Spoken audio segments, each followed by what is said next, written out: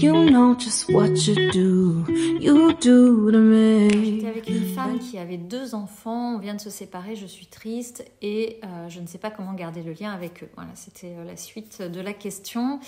Alors je comprends et c'est amusant entre guillemets, mais c'est que j'ai rencontré plusieurs personnes ces derniers temps qui m'ont évoqué ce sujet, donc j'imagine qu'avec les familles qui sont de plus en plus recomposées, ce thème va être de plus en plus abordé.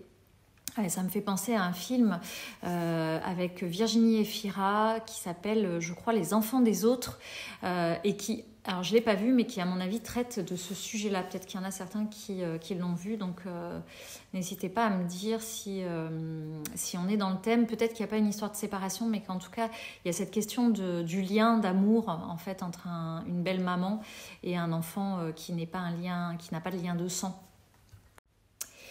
En tout cas déjà je comprends complètement, parce que déjà une séparation c'est quelque chose de compliqué. Il y a toute la gestion émotionnelle de ce que chacun traverse, de cette histoire qui se termine avec tout ce que ça peut engendrer comme parfois tristesse, colère, honte, rancune, culpabilité. Enfin, il y a tout un tas d'émotions qui peuvent se soulever avec ça. Et puis effectivement il y a cette question des enfants qui arrivent parce que quand il n'y a pas ce lien de sang, quand les familles se décomposent, en tout cas dans la structure, il n'y a pas forcément de raison de garder ce lien.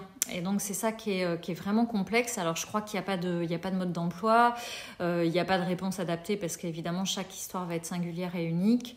En tout cas dans les personnes qui m'ont raconté, il y avait vraiment une difficulté de relation. Une difficulté de relation déjà entre les 2 adultes, donc il y avait une difficulté à se rencontrer parce que ça a réveillé trop de choses. Alors ce qui avait été possible, c'était de mettre en place un système de téléphone. Les enfants avaient un téléphone et pouvaient du coup communiquer directement avec le beau papa ou la belle maman, sans qu'il y ait un besoin de passer par le lien de sang, maternel ou paternel. Moi je crois, en tout cas à chaque fois qu'on m'a évoqué cette histoire, moi ça venait me poser la question de ce lien d'amour qui existe au-delà des liens du sang, au-delà des liens familiaux basiques, concrets, qui s'installent sans qu'on les questionne vraiment. Là, je trouve que ce qui est très beau dans cette histoire, c'est qu'il y a presque des nouvelles cases à inventer, ou alors même carrément de sortir des cases. Donc c'est un peu cette notion d'amour inconditionnel en fait, c'est qu'est-ce qui justifierait qu'on garde un lien alors qu'il n'y a pas de lien de sang, qu'il n'y a pas de liens familiaux, et pourtant notre cœur a envie, s'est relié profondément à ces êtres-là, au-delà de toutes les significations, de toutes les étiquettes.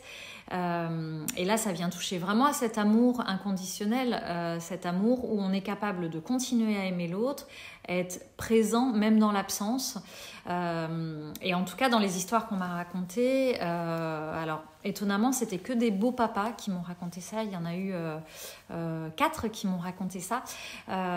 Ils ont réussi à un moment donné à parler de leur amour à ces enfants, en leur expliquant que peut-être ils ne seront plus présents physiquement, mais que si jamais ils ont besoin d'eux, de lui en fait, ou d'eux, parce que je parle de ces hommes-là, eh bien ils seront toujours présents, quoi qu'il arrive. Parce que l'amour est présent, il est là, et que peut-être le lien physique va changer, que la présence physique va évoluer, mais qu'en tout cas, cet amour est toujours présent, et que quoi qu'il arrive, ils seront là pour eux. Voilà, et je trouve que c'est une belle réponse, parce qu'on vient vraiment faire éclater, c'est-à-dire qu'il y a un peu cette idée, quand c'est nos liens familiaux, nos enfants de sang, on est censé être présent du jour de leur naissance jusqu'à la mort. Pour certains, les liens vont et viennent. Et là, je trouve qu'on dépasse tous ces liens tacites pour vraiment mettre en lumière cet amour inconditionnel au-delà de tout. Voilà, donc je trouve ça très beau. Après, je trouve aussi que ce qui est intéressant, c'est de ne pas s'enfermer là-dedans, parce qu'effectivement... chaque être va évoluer. Les enfants sont aussi amenés à traverser ce processus de deuil, peut-être à passer à autre chose. Ils vont aussi être amenés à rencontrer d'autres beaux papas et d'autres belles mamans. Donc il faut aussi pouvoir laisser cet espace vacant et libre pour la suite de leur aventure.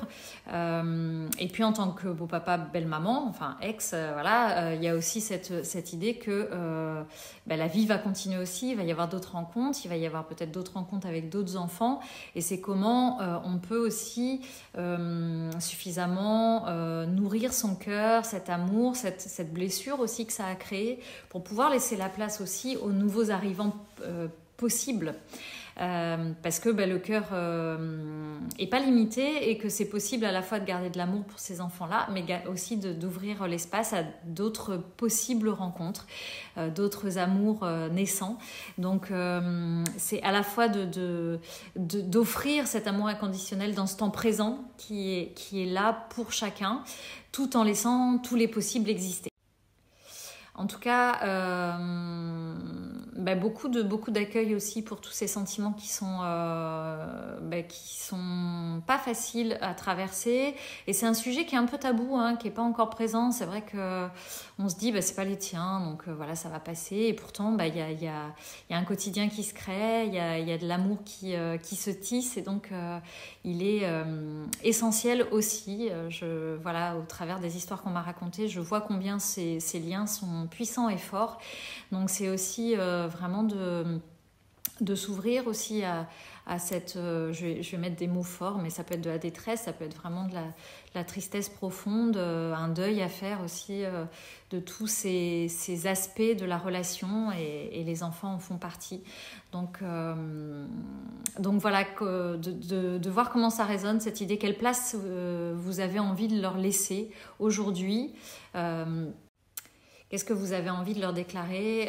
Moi, je sais qu'il y a un des beaux papas qui me racontait qu'il allait écrire une lettre parce qu'il avait vraiment très envie de laisser une trace en fait de cette histoire-là. Donc, il a écrit une lettre aux enfants et il y avait un garçon et une fille et la fille souhaitait garder contact, mais pas le garçon. En fait, il souhaitait pas refaire des sorties avec lui, etc.